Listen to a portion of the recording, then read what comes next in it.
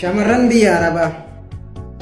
Faatee koo jabaadhuu baga waggaa geesse karakkoon jireenyaa biyyarraa si baasee mana Arabaa keessaa olii gad si raasee yaanni si fudhatee qalbii kee dhamaase.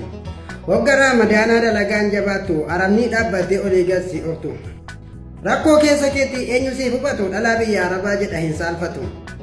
Isin kaayyoo qabdu kilooroksii dhiigaa fooqii gubbaaf jalaa olii gadi fiiga.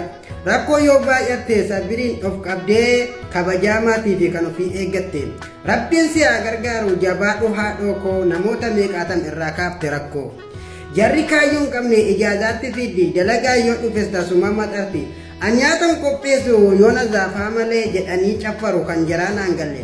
Mana jaazataa birqiitti fakkaatee dalagaa yoo dhufe gaafa guyyaa lama ammas irraa baate. Obsii dalagadhu uktii koo maal taate umriin kee dhumte soof jaalatte kuni nasiyaadha hamaatti yoo yaadde booda achi deemtee maqaa kiyya jaalte.